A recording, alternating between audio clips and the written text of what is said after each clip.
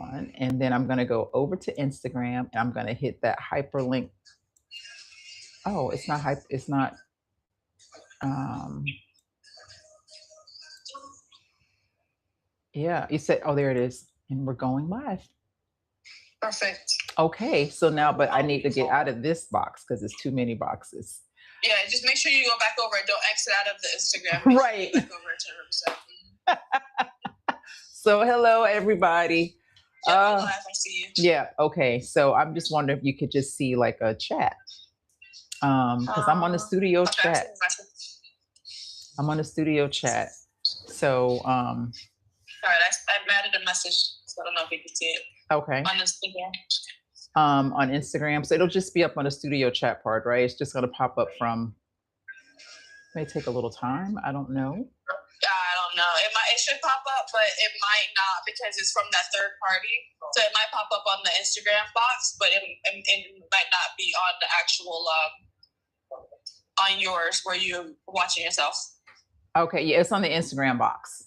Okay. So that answers that question. Yeah. So, and that's the Instagram box is it's a little delayed. Yeah. It shows you on there, but it's a little delayed. Everything's delayed. I mean, yeah. It's delayed. Me watching you from what you're saying is delayed. So okay. So yeah, it's definitely a little delayed. And then as far as the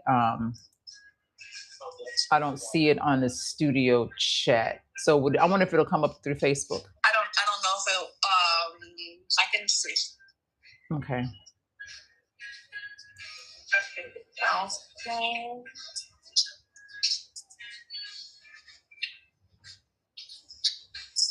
Ooh, everybody, this is wonderful. This is yes. All right. I can post it on there. Okay, so let me see. I got you.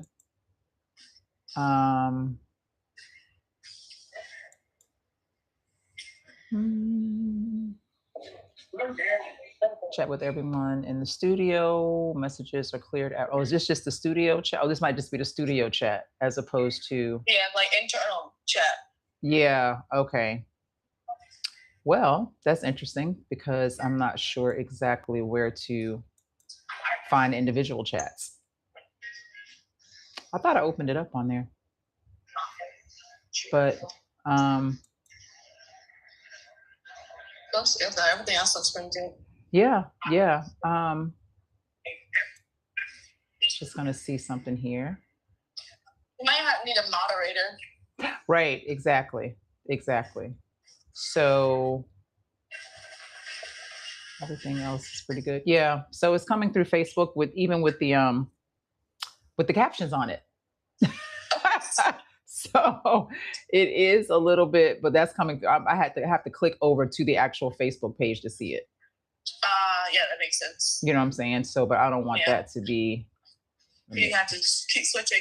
Yeah, I have to keep switching and switching and switching. So we're going to figure out how we can do this because I see where it's definitely delayed. Okay. Oh, everybody, I'm so sorry. And I see somebody watching from YouTube. I think you can actually see the count there. And okay. Okay. Yeah, you are on. Yes. You want to start? We are on. Yes, we are on. We are 3 minutes into this, so we are on. Okay. Thank you once again, Lex. So I guess we'll edit this part out on YouTube. I sure will. Let me know when you finish.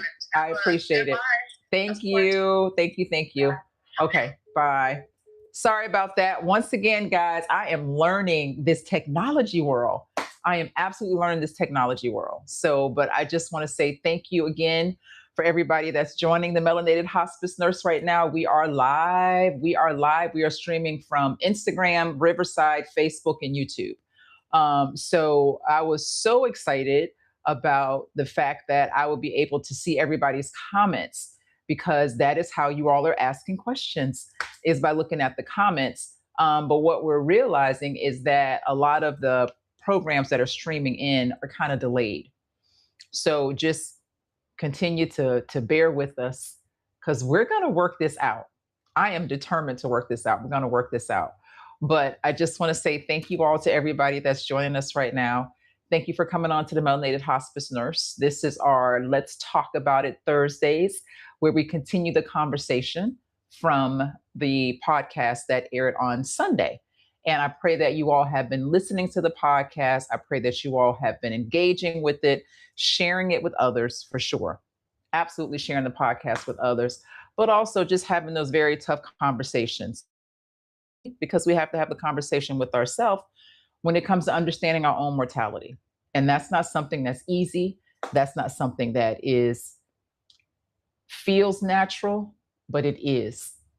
And that's how we're going to be able to get to the point where we can prayerfully have conversations about the dying process, and it doesn't put us into a space where a lot of the times we believe if we talk about it, it's going to bring it on. So I hope that we can get through these conversations to where we're finally at a point where we can at least talk about it. It doesn't mean that it still won't be fear. It doesn't mean that it still won't be uncomfortable, but at least we can actually have the conversations. If nothing else, if we can have the conversations just so everyone around understands what it is that you hope for during that time. If nothing else. So that would be the ultimate goal, is that your loved ones, your family, your friends, your community, they understand what it is that your wishes are. And we're going to have deeper conversations about that, because there's actually ways to put that into writing to where you can make sure that whomever is reading it or whomever comes across it, they understand that this is what you want. This is the desire for what you would have for your end of life process, So, but in addition to that, let's start having the conversations openly. I had a situation today where today was a beautiful day at work. It really was. It was a beautiful day at work. And I say that with so much gratitude because I was so full this morning of gratitude, just from the interacting with the workout group that we do when we facilitate. And it was an amazing morning this morning, the connection that we had just with the workout group that we do. And it carried over into the day at work. And it's so funny because my husband made a joke. He was like, we should take off for the day. But he's always saying that because he knows I very rarely take off from work.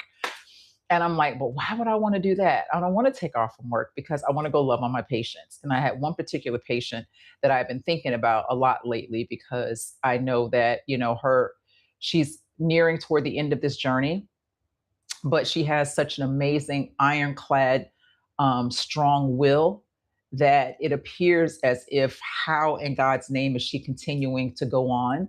But because she's a survivor, she survived through World War II. And so she is used to surviving. So this part of her journey is just another space in her survival modes being activated. So, but just talking with her daughter, who is amazing, and she does such a good job caring for her mom. And she was saying that they had a conversation years ago where her mother made a comment that she would want to die at home. Like, if anything ever happens, I want to die at home. So now here we are into this dying space. And the daughter, she's really working hard to see if that can happen. There's so many other variables that play a role in that, simply because she lives in one state, her mom lives here. But she really wants to try to honor her mom's wishes. That's because they've had a conversation and her mother made it clear that that's what she would want, is to be able to die at home. So I say that to say, share with others what your wishes are. And I know that's not easy to talk about. Nobody wants to sit around and talk about their death but me. But I'm just saying that's not easy to talk about. But it would be a beautiful thing to share that with others around you so they'll have a clear idea or understanding of what you want. Something just as simple as either cremation versus burial. Or do you want to have a natural green burial? Those are becoming very popular lately. And I'm so grateful for that, for people that are kind of into understanding the different options when it comes to burial spaces, to where now you just bury a body naturally. There's not all the embalming and all that different things. And they have natural green cemeteries. where you literally, in one cemetery, and they're legal in all 50 states now. So there's one cemetery in Florida where you actually go and dig the hole yourself for your loved one. And then you can do your own personal ceremonies and rituals when it comes to preparing the body for the burial. I've watched videos on these because I'm just fascinated by that, because that's how we used to do it. We used to be able to literally just bury our loved ones. And a lot of the times it was on the family compound or on the acres that we owned. And we had a certain section of those acres that were designated to honor those that have transitioned. So, just being able to have those really open and honest conversations with your family and your friends and your community. But I know the work starts at home, and home meaning inside. The work starts internally with really understanding what that means when it comes to how I want this day to look. If we're blessed to have it that way, because we all know death is going to come, but we don't know how it's going to come. So if we're blessed to have it that way and actually participate in our dying process, how do you want that day to look? How do you want that journey to be? Not just the specific day or the final day, but all the days leading up to that. How would you want that to be? What do you want that to look like? So that's what the Melanated Hospice Nurse space is all about, is being able to have these very open and honest conversations. I'm going to kind of toggle back and forth, guys, through the different spaces just to make sure I'm not missing any comments. So forgive me if this looks a little crazy, but Shalia has joined from Instagram, and Alexis joined as well too. Hey guys. And you can also join from Riverside as well too. So these lives are just going to be very, I want to say informal, but I think the whole Melanated Hospice Nurse process is informal. And I mean that because I want it to be a space that's open and transparent in the whole 9 yards. You know what? I'm also getting messages coming through the phone.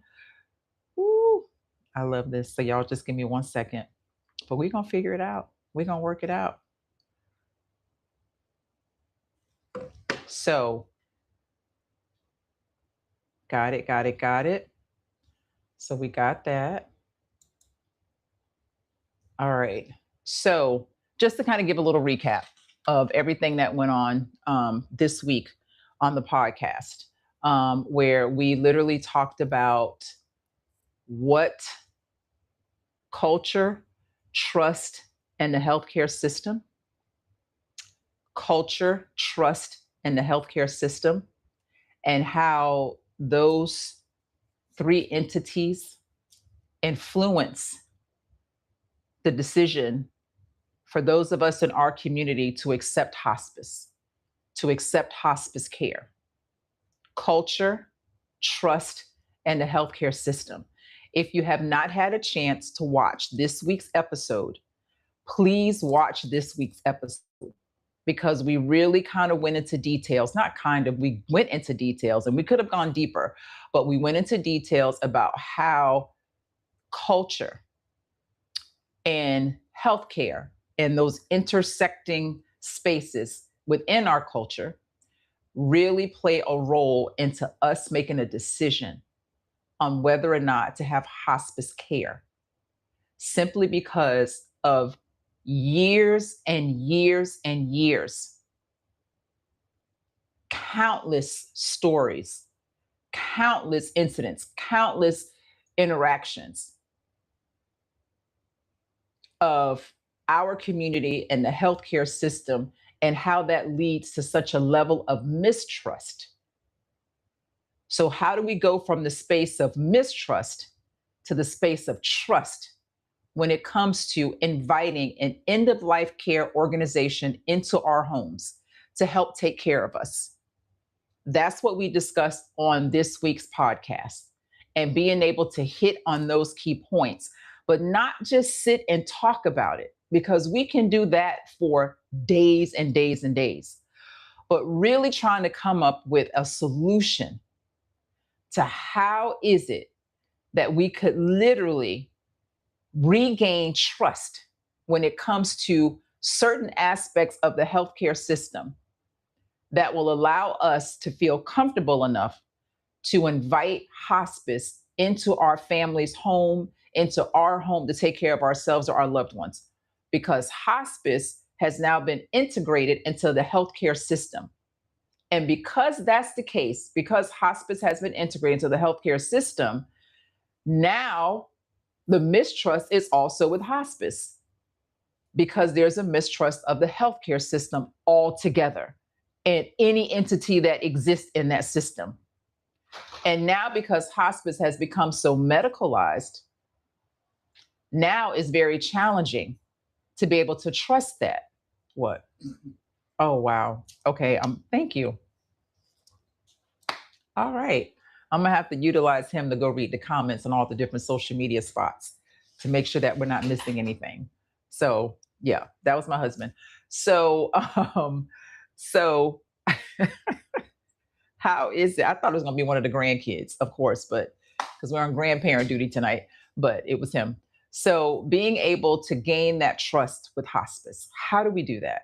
How do we do that when we don't have a trust for the whole medical system altogether?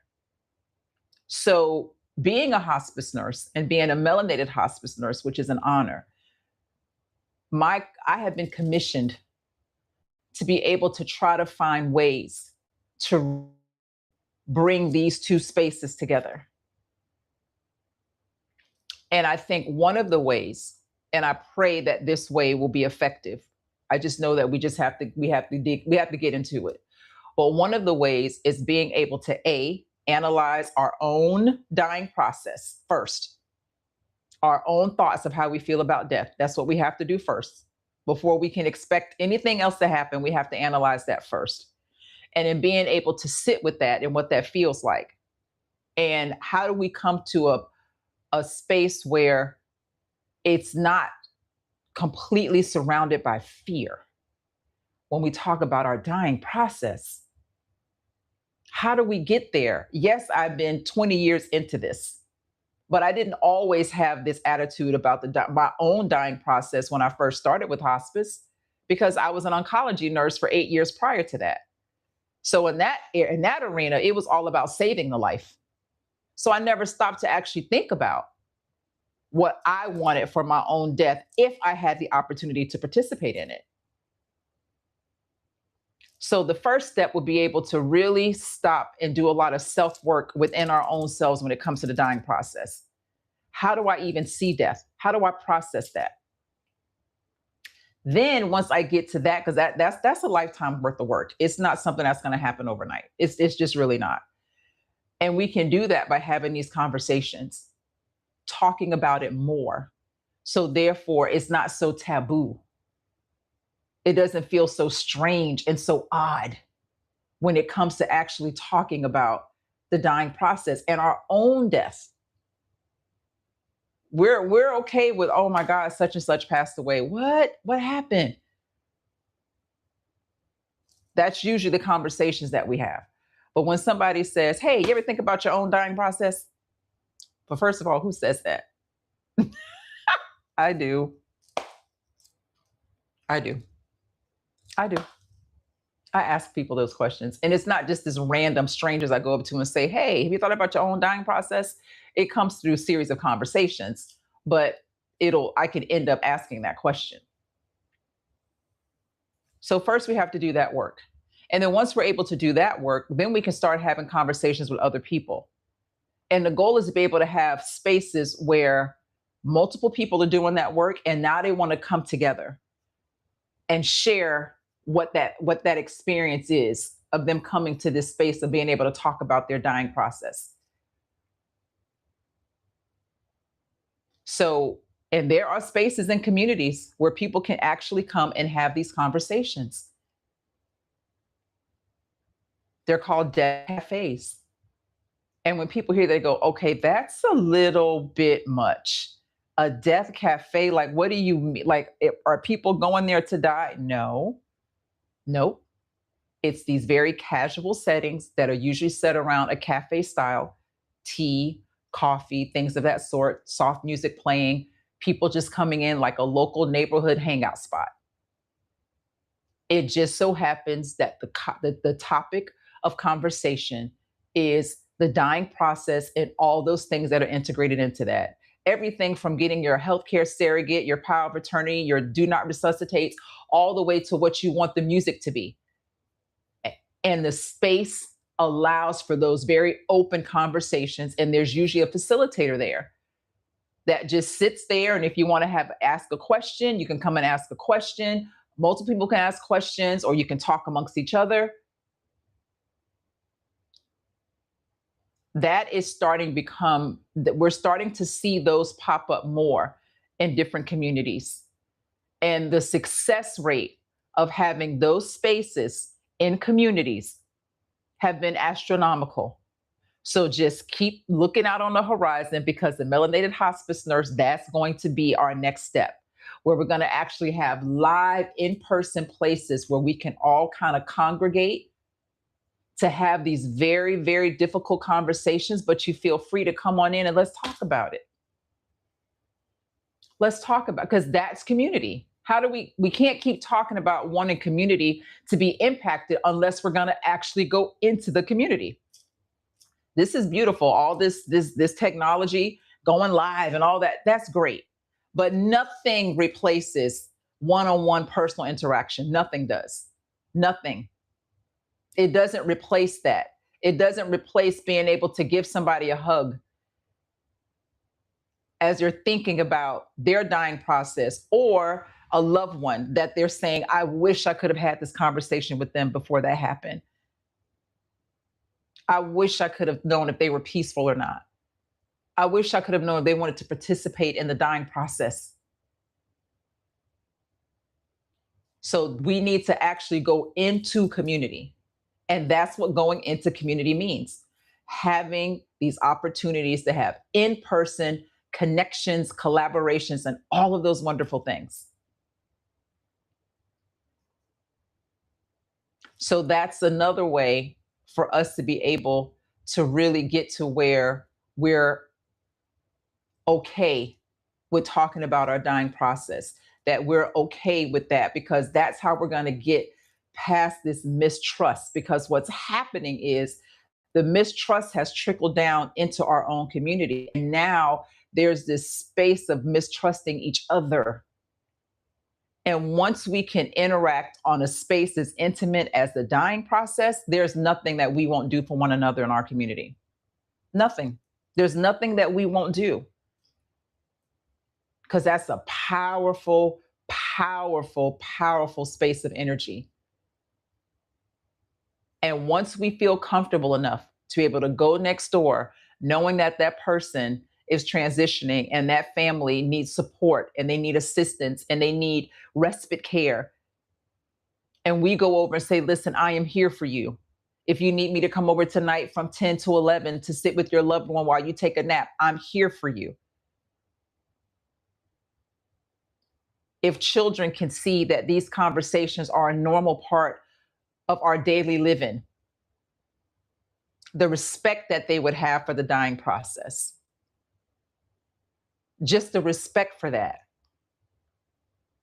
how would that impact their lives when they're interacting with one another? So I want you to go back and watch this week's podcast, because it talks about the trust or the mistrust when it comes to the overall healthcare system. And now that hospice is a part of that, we've been very medicalized through in hospice care. And now that it's a part of that, so there's this space of mistrust now with hospice. And how can we get past that to make sure that we're getting the care that we need, the resources, the services, the support that we need when it comes to our end of life care? But it's going to start with us first. It's going to start with us taking care of each other first. That's where it's going to start. That's how we're going to be able to get past the mistrust, is being able to rebuild the trust amongst one another, because it's happening. I'm not saying that it's not here, because it is, because we do. We trust one another. I know it may not look that way. I know the media may not portray it that way, but we do have this beautiful underlying connection. And that's how we're going to get past the spaces of mistrust. So the goal, y'all bear with me. We are live. All right. So the goal is, let's see what we got here. So,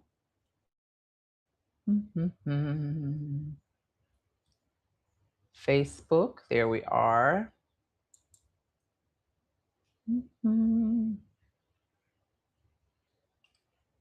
And yep. Thank you to you all that are watching on Facebook. It's a little delayed.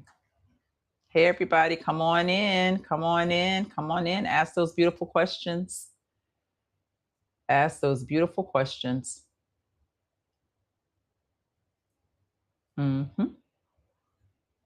Love it, love it, love it.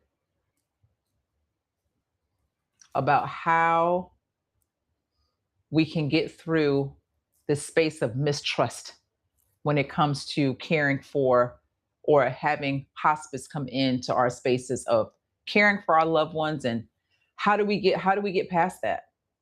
That's what we focused on this week's podcast, was being able to do that.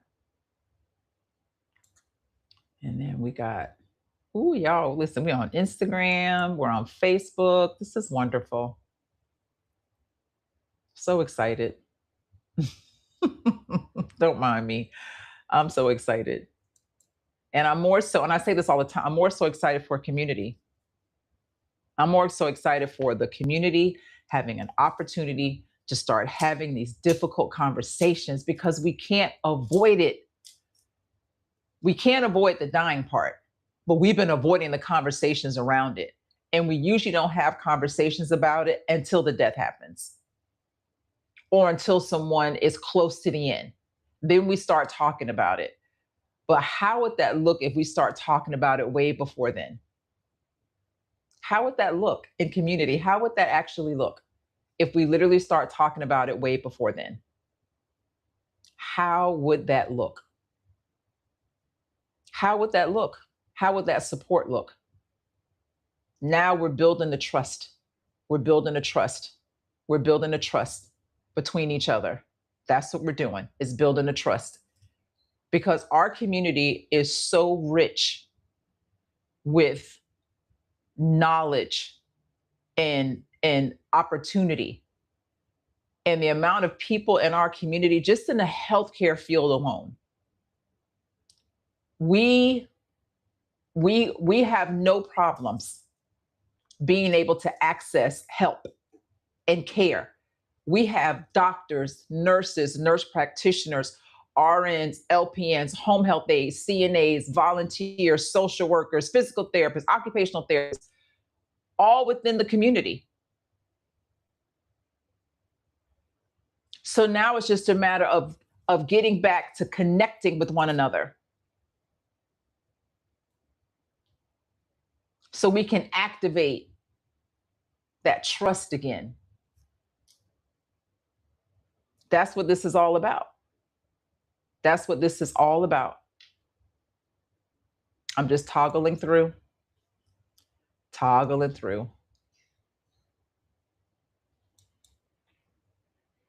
Just toggling through. Oh, I'm sorry. I didn't mean to do that.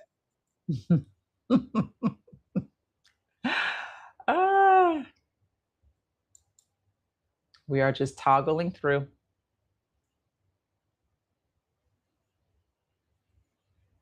Just checking for the comments. Checking for the comments. There we are. So thank you all that are joining in. Thank you for joining in. Thank you for joining in. So we go live every Thursday. Let's Talk About It Thursdays, where we continue the conversation from Sunday's podcast drop, because it's going to always be on the podcast sites. But I love to have the conversations after you all have watched the videos, Love to have those conversations. I can tell you what's happening though. I'm getting phone calls from people in the community saying, thank you so much for what you're doing. And I know it's not me, it's all God driven, but thank you for what you're doing. Thank you for having these conversations. Thank you for even inciting the thought, provoking the thought, inciting action, which is what we're doing. Provoking the thought and inciting action.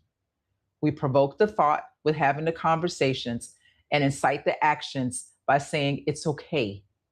It is okay to have these conversations. It's okay for you to think about what those last days look like. It's okay to start preparing for that now. It's perfectly fine to do that. It's okay. It is okay. So we're going to continue with these lives on Thursday. We're going to continue to have a space where you can come and ask these open and honest conversations. This week's podcast that dropped on Sunday was culture, trust, and the healthcare system, and how those three aspects play a huge role in us deciding on care. Culture, trust, and the healthcare system. Watch that episode. Watch it. Watch all the episodes. Watch that one. And you can still continue to ask your questions. It doesn't stop after Thursday. Continue to ask those questions. Continue to ask those questions. Continue to watch. Sometimes you have to hear things multiple times in order for it to make sense. And I totally understand that. That's the beauty of having those episodes kind of time-stamped, so you can always go back to them. Watch it, share, absolutely, absolutely share. So I just want to say thank you to everybody that's come on the live. Thank you for those that have shared these videos. I am loving the space of just being able to come on and just sit, take a deep breath, interact, answer your questions. Looking forward to doing this every week. Looking forward to when we go out into the community and start doing these live and in person. That's going to be amazing. That's going to be amazing, having the cafes where we're able to have a space to come and actually talk, have a facilitator there that can actually help walk you through these conversations. Other people can come in and share stories, share questions, share concerns. It's like a support group, a community support group for those that are really wanting to now start thinking about what that looks like, because it's a space that we're not going to be able to avoid. We're all going that direction. If we have an opportunity to participate in that process, because we all know death is coming, we just don't know how it's coming. But if we have that opportunity to participate in that process, what would we like that process to look like? How would we like it to go? From the day that it starts, the moment that it starts, when we realize, okay, I am now entering into the final phase of this beautiful thing called life. What do I want this to look like all the way to the very end? And being able to share that information. It's okay to talk about it. I know we have superstitions about talking about it because we believe it's going to bring it on. Has that happened to someone? Probably. But just not allowing that overwhelming sense of fear to prevent you from sharing with others what you would want this day to look like, this journey to look like, this process to look like. Think about it. We're going to think about it, and then we're going to talk about it. Not going to force you to talk about it, but would love for you to have a space where you feel comfortable enough to talk about it. But start having that conversation with yourself. If you feel comfortable, journal it down. A lot of people feel comfortable writing things down. Write down what I want that day to look like. That's perfectly fine to do that. That is okay to do that. That is okay to do that. I know that I recently had a family and their loved one hadn't talked for a while up until a certain point, and then all of a sudden start having these beautiful conversations, which of course we call those hallucinations, but in the hospice world, we believe that it's not a hallucination because that's what they're actually seeing. They're literally seeing that. Hallucination is the way that people can kind of understand it. And the families were they were fascinated. And I told them, I said, write it down, record it, so you can have these beautiful conversations that your loved one was having as she was transitioning. I had a patient do that years ago. His mom kept talking about she needed a dress and she needed her shoes and she had to go to the store and she had to get stuff for a salad. She kept saying, I need to get tomatoes. And he kept saying, what does she want tomatoes for? Why is she asking for those things? I said, write it down. Write it down. I need my dress. I need my dress. I need my shoes. Write it down. She's preparing for apparently what's going to be a beautiful feast for her. And he wrote it down. And at the end of her journey, he was actually able to see a beautiful story of her transitioning. And he literally published it. And now that information is being shared with other families that are in hospice as well too. Talk about it now while you still can. Talk about it now while you're able to be very clear about what it is that you want. It's okay to talk about it.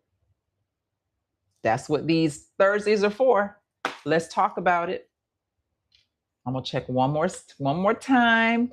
I don't want to miss anybody's opportunity to comment on anything. Instagram. Oh, Bree sent me love. Thank you, lovely. She said, hi, Auntie. I'm sending you love. Thank you, Bree. I love you too. I appreciate that. Thank you so much.